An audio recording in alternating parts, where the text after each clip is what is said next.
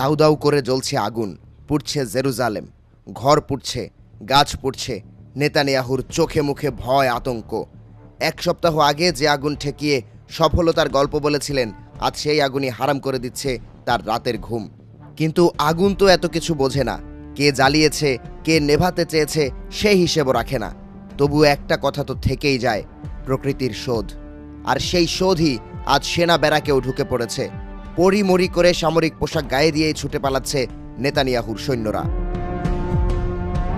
Jerusalem post জানিয়েছে, বুধবার থেকে ফের ছড়িয়ে পড়া দাবানলে জেরুজালেম তেল আবিব মহাসড়ক বন্ধ করে দিয়েছে কর্তৃপক্ষ। আগুন ছড়িয়েছে সেই একই এলাকায় যেখানে মাত্র এক সপ্তাহ আগেও ভয়াবহ আগুনে ক্ষতিগ্রস্ত হয়েছিল বিস্তীর্ণ বনাঞ্চল ও জনপদ। ইসরায়েলি বিভিন্ন গণমাধ্যম সূত্রে জানা গেছে, জেরুজালেম শহর থেকে প্রায় ৩০ কিলোমিটার পশ্চিমে অবস্থিত কয়েকটি জনপদ খালি করে ফেলা হয়েছে। সামাজিক যোগাযোগ মাধ্যমগুলোয় ছড়িয়ে পড়া বিভিন্ন ভিডিওতে দেখা যাচ্ছে আগুন নিয়ন্ত্রণে আনতে প্রাণপণ চেষ্টা চালাচ্ছেন দমকল বাহিনী। পুলিশ জানিয়েছে, উচ্চ তাপমাত্রা ও প্রবল বাতাসের কারণে আগুন দ্রুত ছড়িয়ে পড়ছে। এখন পর্যন্ত অন্তত ৫টি জনপদ থেকে বাসিন্দাদের সরিয়ে নেওয়া হয়েছে। আগুনের আঁচ পৌঁছে গেছে জেরুজালেমের সৈন্য ব্যারাকেও। যুদ্ধ ঠেকানোর হাজারো প্রস্তুতি কি আগুন ঠেকাতে পারে? ফেসবুক সহ বিভিন্ন সামাজিক যোগাযোগ মাধ্যমে দেখা যাচ্ছে আগুনের লেলিহান শিখা থেকে বাঁচতে পরিমরি করে ছুটে পালাচ্ছে নেতানিয়াহুর সৈন্যরা।